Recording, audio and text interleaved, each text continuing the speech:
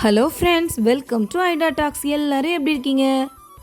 இன்றைக்கி நம்ம ஒரு சூப்பரான குக்கிங் விளாக் தான் பார்க்க போகிறோம். இந்த டிஷ்ஷை நான் கருவாடு வச்சு தான் பண்ண போகிறேன். கருவாடு சில பேருக்கு பிடிக்கும், சில பேருக்கு பிடிக்காது. ஆனால் நான் இப்போ பண்ண போகிற ஸ்டைலில் பண்ணிங்கன்னா பிடிக்காதவங்க கூட ஜஸ்ட் டேஸ்ட் பண்ணியாவது பார்க்கணும் அப்படின்னு தோணும். அந்தளவுக்கு டேஸ்ட் வந்து ரொம்பவே சூப்பராக இருக்கும்.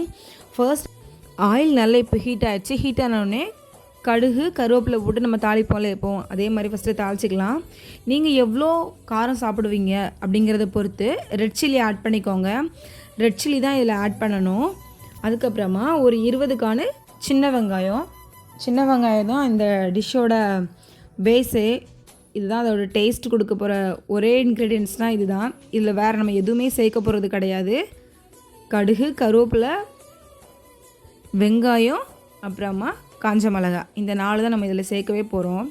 அதுக்கப்புறமா நான் கருவாடை வந்து 2 hours முன்னாடியே தண்ணியில் நல்லா ஊற வச்சு திருப்பி க்ளீன் பண்ணி ஊடையில் இருக்கும்ல அந்த முள் கூட இல்லாமல் நான் எடுத்து வச்சுருக்கேன். அதை வந்து இப்போ இந்த ஆனியன் வந்து கண்ணாடி பதத்துக்கு வந்ததுக்கப்புறமா நம்ம சேர்த்துக்கலாம். இந்த கேப்பில் பின்னாடி நம்ம ரிச்சா என்ன பண்ணிகிட்ருக்கான்னு கொஞ்சம் பார்த்துருவாங்க. அவளால் முடிஞ்ச குரலி வித்தை என்னெல்லாம் காமிக்க முடியுமோ அது எல்லாத்தையும் பின்னாடி இருந்து பண்ணிகிட்ருக்கா. அவளையும் வீடியோ எடுக்கணுமா, அதனால் டான்ஸ் ஆடிட்டுருக்கா பின்னாடி உட்காந்து. இப்போ நம்ம ஆனியன் வந்து ஓரளவு அந்த கண்ணாடி பதத்துக்கு வந்துருச்சு.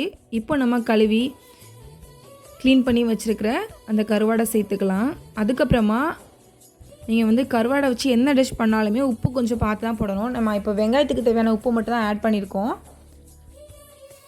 ஸோ கருவாடு டிஷ் பண்ணும்போதெல்லாம் கொஞ்சம் அதில் கேர்ஃபுல்லாக இருக்கணும். இப்போ கருவாடை ஃபுல்லாக நெத்திலி கருவாடை வந்து உள்ள ரெடி ஆகிறதுக்கு ஒரு 10 to 15 minutes தான். அவ்வளோ கூட கருவாடு வந்து நம்மளுக்கு டைம் எடுக்காது, சீக்கிரமாகவே ரெடி ஆகிடும். நல்லா மிக்ஸ் பண்ணி விட்டுக்கோங்க. அதுக்கப்புறமா அந்த கலர் அப்படியே இருந்தால் சில பேருக்கு பிடிக்காது. ஸோ கொஞ்சமாக டர்மரிக் மஞ்சள் பொடி சேர்த்துக்கோங்க. பார்க்கவும் நல்லாயிருக்கும், சாப்பிடவும் ரொம்ப டேஸ்ட்டாக இருக்கும். இப்போ ஒரு பிளேட் நிறைய நீங்கள் பிரியாணி சாப்பிட்றீங்கன்னு நினச்சிக்கோங்களேன். அப்போ பார்க்கும்போது சாப்பிடணும்னு தோணும். ஆனால் சாப்பிட்டதுக்கப்புறமா ஃபுல்ஃபில்மெண்ட் இருக்காது. ஆனால் இந்த டிஷ்ஷை வந்து நீங்கள் பழைய கஞ்சி தயிரோட இந்த கருவாடு பொரிச்சதையும் வச்சு சாப்பிட்டு பாருங்கள். அவ்வளோ ஒரு ஃபுல்ஃபில்மெண்ட் இருக்கும்.